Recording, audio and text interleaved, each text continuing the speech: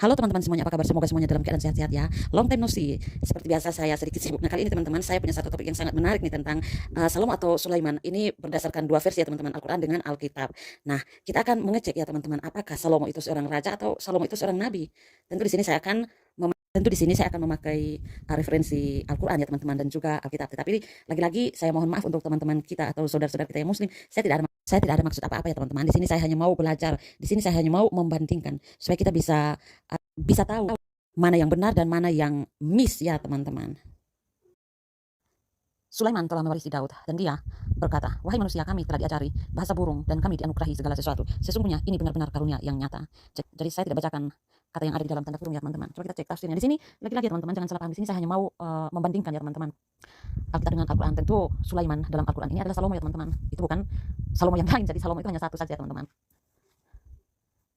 Nah dalam ayat ini mengatakan bahwa dan Salomo berkata bahwa mereka telah diajari bahasa burung dan dianugerahi segala sesuatu. Dan mereka dianugerahi segala sesuatu ya teman-teman. Kita cek tafsirannya teman-teman. Ayat ini menerangkan bahwa Sulaiman, putra Daud, menggantikan bapaknya sebagai raja dan rasul Allah. Menurut Ibnu Athiyah, Daud adalah raja dan rasul Allah yang diutus kepada Bani Israel. Jabatan ini dipegang Sulaiman setelah bapaknya meninggal dunia. Karena Sulaiman menerima kedua jabatan ini setelah bapaknya meninggal dunia, maka disebutlah dalam ayat ini, dan Sulaiman telah mewarisi Daud. Menurut Al-Qalbi, Nabi Daud mempunyai 19 orang anak laki-laki. Di antara mereka semua hanya Sulaiman sendiri yang mewarisi ilmu pengetahuan dan kesanggupan mengendalikan pemerintahan dari bapaknya. Perhatikan di sini ya, teman-teman. Menurut Al-Qalbi, Nabi Daud, nabi ya di sini teman-teman. Kemudian menurut ensiklopedia American, Nabi Daud diangkat menjadi raja. Jadi di sini lagi-lagi nabi ya teman-teman. Nah, kita baca lagi dalam tafsiran ini. Setelah Nabi Daud meninggal dunia, mulailah Sulaiman memegang tampuk pemerintahan itu pada tahun 961 sebelum Masehi sebagai seorang raja dan nabi. Semua nasihat dan pesan Nabi Daud itu dilaksanakan dengan baik sehingga kerajaan menjadi stabil dan mantap di tangannya. Dan Nabi Sulaiman dengan kekuatan dan kesanggupan yang telah diberikan Allah kepadanya dapat memahami suara-suara binatang yang lain selain dari suara burung. Dalam ayat ini dikhususkan menyebutkan bahwa Sulaiman memahami suara burung karena burung adalah tentara khusus Nabi Sulaiman yang mempunyai keistimewaan khusus pula seperti yang telah dilakukan oleh burung hudhud. Sebagaimana diketahui bahwa suara pada binatang merupakan bahasa isyarat belak di antara mereka. Suara-suara itu terdengar dalam bentuk dan nada yang bermacam-macam seperti suara dalam keadaan riang berbeda dengan suara burung dalam keadaan ketakutan. Suara kambing betina yang kehilangan anaknya berlainan dengan suara dikejar atau diterkam binatang buas. Nabi Sulaiman mengetahui maksud suara-suara binatang itu dengan kekuatan perasaan dan ilmu pengetahuan yang telah dilimpahkan Allah kepada. Menurut Al-Baitawi, apabila mendengar suara-suara burung, Nabi Sulaiman mengetahui makna dan maksud suara-suara itu dengan kekuatan perasaannya. Karena nikmat yang telah dilimpahkan itu, maka Nabi Sulaiman bersyukur kepada Allah dengan menyatakan bahwa segala nikmat yang telah dilimpahkan. Jadi yang menjadi problema di sini ya teman-teman, apakah Salomo adalah nabi? Itu yang menjadi problema di sini ya teman-teman. Dan juga apakah YHWH menganugerahkan kepada Salomo pengetahuan tentang suara burung, suara binatang yang lain? Apakah seperti itu teman-teman? Kita cek ya, kita bandingkan dengan Alkitab. Nah, kalau kita baca dalam 1 Raja-Raja pasal 1 ayat yang ke-13, pergilah masuk menghadap Raja Daud. Di sini raja ya teman-teman, tidak ada nabi Daud atau Rasul Daud ya teman. Pergilah masuk menghadap Raja Daud, RAJA, Raja Daud, dan katakan kepadanya, bukankah Tuanku sendiri, ya rajaku telah bersumpah kepada hambamu ini, anakmu Salomo atau Sulaiman akan menjadi raja. Kenapa Salomo akan menjadi raja? Karena bapaknya Salomo, Daud adalah raja, bukan nabi ya teman-teman. Anakmu Salomo akan menjadi raja, RAJA, bukan nabi NABI. Anakmu Salomo akan menjadi raja sesudah aku, dan dialah yang akan duduk di atas tahtamu. Mengapa sekarang dunia menjadi raja? Nah, kita baca ayat ini, 1 Raja pasal 1 ayat 34. Imam Sadok dan Nabi Nathan harus mengurapi dia di sana menjadi raja atas Israel. Kemudian kamu meniup sangkakala dan berseru, hidup Raja Salomo. Jadi di sini bukan hidup Nabi Salomo atau hidup raja dan Nabi Salomo. Tidak ada teman-teman. Salomo bukan nabi. Jadi harus bisa dibedakan ya teman-teman. Yang mana nabi, yang mana jabatan raja. Jadi kita harus bisa bedakan ya teman-teman. Supaya kita tidak bingung. Ketika ia masuk sujudlah ia menyembah kepada Raja Salomo. Lalu Salomo berkata kepadanya, pergilah ke rumahmu. Di sini semua raja ya teman-teman. Kepada Raja Salomo.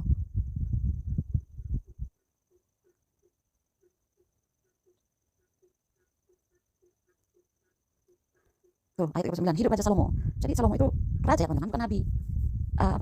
Yang di dalam Al-Quran saja itu sudah salah ya teman-teman. Maksudnya tidak tepat mengatakan Salomo itu adalah nabi. Bukan ya teman-teman, Salomo adalah raja bukan nabi. Aduh, pusing sekali. Jadi agak aneh ya teman-teman. Aneh, lucu juga. Kok Salomo disebut nabi? Sejak kapan Salomo jadi nabi ya teman-teman? Salomo itu bukan nabi, raja, RAJA. Jadi kita harus bisa bedakan ya teman-teman. Yang mana yang gelarnya raja, yang mana yang gelar atau jabatannya nabi ya teman-teman. Jadi sekali lagi Salomo itu bukan nabi ya teman-teman, tapi raja. Contoh di dalam Alkitab yang menjadi raja itu misalnya seperti Saul, itu raja Israel pertama ya teman-teman. Kemudian Daud, kemudian Salomo, kemudian Rehabeam, Abiam, Asa, Yosafat, Yoram, Asia, itu dan masih banyak lainnya ya teman-teman. Itu mereka itu adalah raja, bukan nabi ya teman-teman. Contoh misalnya Raja Yotam, Raja Ahaz, Hizkia, Raja Manasye, Yoahaz, Raja Yoyakim, Sedekia, Ahasia. Nah, raja itu dia bertanggung jawab untuk memelihara keadilan ya teman-teman.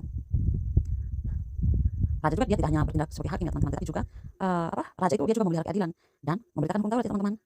Tapi ada banyak raja yang bersifat jahat dan bahkan mereka mendorong berkembangnya ketidakadilan dan kejahatan ya teman-teman. Kalau kita berbicara tentang nabi atau imam ya teman-teman, nabi dan imam itu sama-sama berperan dalam hal pelantikan raja ya teman-teman. Tapi kadang-kadang peranan nabi itu lebih besar, khususnya pada masa peralihan dinasti di kerajaan utara ya teman-teman. Saudara bisa baca dalam 1 Raja-Raja 19 ayat 16. Terus kalau kita lihat nabi itu misalnya Yesaya, Yeremia, Yehezkiel, terus siapa lagi? Hosea, Yoel, Amos, Obadya, Yunus, Mika, Nahum, Habakuk, Sefanya, itu nabi ya teman-teman. Mereka bukan raja. Tidak ada yang namanya Yesaya itu raja. Begitupun juga dengan Salomo. Begitupun juga dengan Saul, Daud, Salomo. Mereka itu raja, bukan nabi ya teman-teman. Kalau kita berbicara nabi, nabi itu adalah seorang hamba Tuhan yang dipanggil untuk bernubuat ya teman-teman, atau menyampaikan firman Allah atau firman Tuhan kepada manusia, khususnya karena Nabi Israel. Mereka bertindak selaku atau sebagai pembicara sama Allah ya teman-teman. Contoh misalnya Musa, Elia, Amos, Yesaya, Yeremia, Yeskiel dan lain sebagainya. Itu mereka nabi. Mereka bukan raja ya teman-teman. Begitu juga dengan Salomo, Saul, ratu Israel, kemudian Daud, Salomo. Itu mereka raja, mereka bukan nabi ya teman-teman. Kemudian Yerobeam, Rehabeam, Yoahas dan masih banyak raja lainnya teman-teman. Jangan kita menyebutnya Salomo kan raja, kita menyebutnya nabi, padahal Salomo bukan nabi ya teman-teman. Nah, nabi-nabi ini ya teman-teman, itu mereka tuh seringkali harus menentang para raja teman-teman, atau misalnya rakyat Israel sendiri. Contoh misalnya mereka mungkin yang sudah menyimpang dari kehendak Tuhan, mereka harus menentang. Begitupun juga dengan imam ya teman-teman. Jangan Raja Salomo disebut sebagai Imam Salomo lagi, atau misalnya Raja Daud, nanti disebutnya Imam Daud lagi. Tidak ya teman-teman. Imam, raja, nabi itu berbeda ya teman-teman jabatannya itu. Imam, kalau imam kita tahu kan imam itu seorang wakil manusia ya teman-teman. Terkhususnya itu dalam urusan-urusan tentang Allah. Nah, imam ini itu mereka mula-mula itu bertindak sebagai pembantu Musa ya teman-teman, Nabi Musa, dalam jabatannya sebagai perantara ya teman-teman. Lalu pekerjaan imamat itu diserahkan kepada suku Lewi. Nah, tugas-tugas mereka itu misalnya mereka melakukan pengawasan tempat kudus. Terus mereka juga meletakkan dan memindahkan roti sajian, membakar ukupan, mempersembahkan korban. Kita baca ya ayatnya. Di atasnya haruslah Harun membakar ukupan dari wangi-wangian tiap-tiap pagi. Apabila ia membersihkan lampu-lampu, haruslah ia membakarnya juga. Apabila Harun memasang lampu-lampu itu pada waktu senja, haruslah ia membakarnya sebagai ukupan yang tetap di hadapan Tuhan di antara kamu turun-temurun. Tuh pekerjaan mereka, tugas mereka tuh. Atau misalnya mereka para imam itu, mereka juga memelihara api suci di mezbah supaya tidak padam, mengajarkan hukum-hukum. Mereka juga tugas mereka juga mengangkat tabut perjanjian. Berkatalah Yosua kepada bangsa itu, kuduskanlah dirimu sebab besok Tuhan akan melakukan perbuatan yang ajaib di antara kamu. Tetapi para imam pengangkat tabut perjanjian Tuhan itu berdiri di tanah yang kering. Sudah lihat ya. Tetapi para imam pengangkat tabut perjanjian Tuhan. Jadi bisa dibedakan ya teman-teman, mana yang imam, mana yang nabi, mana yang raja. Jangan yang raja disebut dipanggilnya nabi, itu kan aneh ya teman-teman. Jadi Salomo itu bukan nabi ya teman-teman, tetapi raja, oke? Tuh baca di sini. Salomo diurapi menjadi raja, bukan Salomo diurapi menjadi nabi. Aneh ya teman-teman. Jadi pusing lah teman-teman. Nah, coba kita baca ayat yang ke-37. Seperti TUHN besar menyertai tuanku raja, demikian kiranya ia menyertai Salomo. Semoga ia membuat tahta Salomo lebih agung dari tahta tuanku raja Daud. Mana ada seorang nabi dia mempunyai tahta? Kan lucu ya teman-teman. Raja lah yang mempunyai tahta. Imam Sadok telah membawa tabung tanduk berisi minyak dari dalam kemah, lalu diurapinya Salomo. Kemudian sangkakala ditiup dan seluruh rakyat berseru, hidup Raja Salomo, bukan hidup Nabi Salomo, hidup Raja Salomo ya teman-teman. Jadi Imam Sadok dan Nabi Nathan mengurapi dia. Mengurapi siapa? Mengurapi Raja Salomo.